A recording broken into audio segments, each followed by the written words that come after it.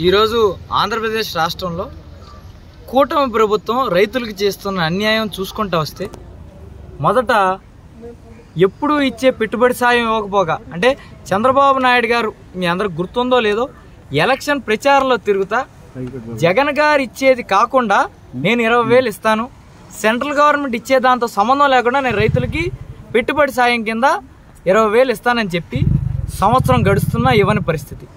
సరే పోనీ ఎప్పుడు విధంగానే పథకాలు ఎగ్గొట్టారు, పోనీ రైతులకు సక్రమంగా ఇరిగేషన్ వాటర్ అయినా అందించారంటే సమయానికి ఇవ్వని పరిస్థితి. మీరు కొన్ని రోజుల క్రితం చూసుకుంటే కలెక్టర్ గారు కూడా మేము అర్జీ పెట్టుకున్నాం. ఈరోజు కూడా అక్కడక్కడ ఇబ్బందులు ఉన్నా కూడా కలెక్టర్ గారి చొరవతో అక్కడక్కడ వచ్చే పరిస్థితి ఉంది. అలాగే ఈ రెండు కూడా ఘోరంగా అనిపించినాయి. కనీసం ఇవ్వాల్సిన ఎరువులు విత్తనాలైనా సరిగ్గా ఇస్తారంటే ఈరోజు మీరు ఏ పిఎస్సిఎస్కి వెళ్ళినా ఏ సొసైటీ దగ్గరికి వెళ్ళినా ఒక్క చోట కూడా ఎరువులు సక్రమంగా మేము ఇస్తున్నామని చెప్పలేని పరిస్థితి. ఉన్నయే అరకొర అంటే ఆ అరకొరలో కూడా అప్పుడెప్పుడో మన అచ్చెన్నాయుడు గారు చెప్పారు, పచ్చబిళ్ళ ఎవరైతే వాళ్ళకిమ్మన్నట్టు ఎవరైతే తెలుగుదేశం వాళ్ళు పాప జనసేన వాళ్ళకి కూడా దిక్కులేదు, ఆ తెలుగుదేశం సంబంధించి రైతులు ఉన్న వాళ్ళకి మెల్లగా యూరియా ప్యాకులు కానీ లేదా ఏమన్నా ఎరువులు ఇంకేమన్నా ఉంటే వాటిని ఇచ్చే పరిస్థితి, డిఏపి కానీ అది కానీ. చాలా సొసైటీల్లో మీకు ఒక్కొక్క సొసైటీ పేరు చెప్పుకుంటా వస్తే యాదరికి దాదాపు 1200 ఎకరాలు అక్కడ సాగు జరుగుతుంటే డిఏపి సఫిషియెంట్గా లేదు, యూరియా సఫిషియెంట్గా లేదు. వాడపాలెం అక్కడ ఎరువులే ఇవ్వడం లేదు. నెలకూరు డిఏపి లేదు, యూరియా సఫిషియెంట్గా లేదు. చిన్నాపురం యూరియా అసలు లేనే లేదు, ఒక ప్యాకెట్ కూడా తెచ్చిన పాపం లేదు. అలాగే డిఏపి లేదు. గుండుపాలెం డిఏపి లేదు. భోగిరెడ్డిపల్లి డిఏపి లేదు, యూరియా లేదు. సీతారాంపురం లేదు. ఇక ఇక్కడి నుంచి సీతారాంపురం కానీ శివగం కానీ బందరకోట కానీ చిలకలపూడి కానీ అరిసేపల్లి కానీ అసలు ఇవేమి ఒక్క చోట కూడా గోకవరం కానీ కానూరు కానీ అసలు వీటిలో డిఏపి లేదు, యూరియా లేదు. అంటే రైతులను ఏం చేయమంటారు? ఇంకా రైతుకు వచ్చిన ఇబ్బంది ఏంటి? ఇప్పుడు మీరు డిఏపి కానీ యూరియా ఇవ్వకపోతే రైతు పంట వేసుకోవడం మాండి కదా. అతను తెచ్చుకోవడానికి బయట ఒక్కొక్క బ్యాగుకి 100 రూపాయలు అదనంగా కలెక్ట్ చేసే కదా. బయట వ్యాపారస్తులు లాభం కోసమే చూసుకుంటారు కాబట్టి 100 రూపాయలు 50 రూపాయలు పైపెచ్చిగా అమ్మే పరిస్థితి.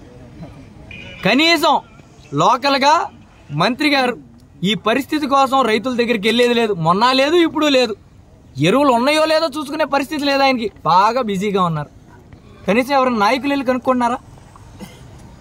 ఇప్పటికైనా చెప్తున్నా, రైతుల్ని ఆదుకుంటాం అని మైకుల ముందు చెప్తే సరిపోదు. రైతుల దగ్గరికి వెళ్ళి ఏంటి ఇబ్బంది అని కనుక్కొని అది సత్వరమే పరిష్కారం చేయాలి. మేము వచ్చి అంటే ఇప్పుడు కలెక్టర్ గారు లేరు, జాయింట్ కలెక్టర్ గారు ఇన్ఛార్జ్గా ఉన్నారు. జాయింట్ కలెక్టర్ గారిని అడిగితే ఏమండి మేము ముందు కంటే ఎడిక్వేట్గా ఇప్పుడు ఇస్తున్నామని జాయింట్ కలెక్టర్ గారు చెప్పే పరిస్థితి. మరి ఆవిడ ఎక్కువ బ్యాగులు పంపిస్తున్నా అని చెప్తుంటే ఆ బ్యాగులన్నీ ఎవరు అమ్ముకుంటున్నారు? కలెక్టర్ గారేమో మేము కావాల్సిన దానికంటే ఎక్కువే పంపుతున్నామండి అనేమో కలెక్టర్ గారు చెప్తుంటే, మరి అక్కడ పిఎస్సిఎస్లో లేదంటే ఈ దారిలో మంత్రి గారు అణచీరలు లేపేస్తున్నారా, ఇంకెవరు లేపేస్తున్నారా అని అడుగుతున్నా.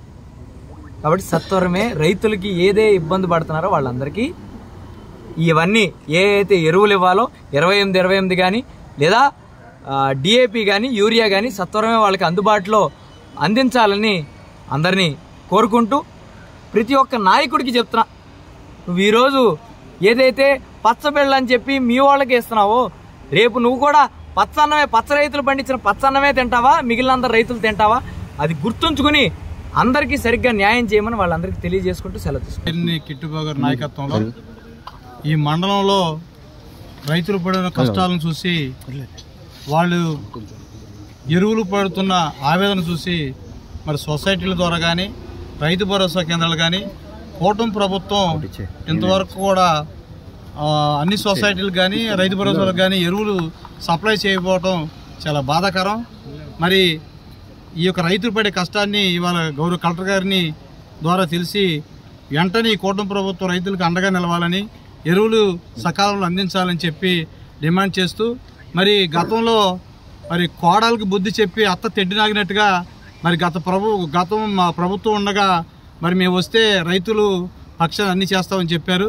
మరి వాళ్ళ రైతులు మోసం చేస్తుందని చెప్పి ఈ ఖండాపాతంగా కూటమి ప్రభుత్వం హెచ్చరిస్తున్నాను.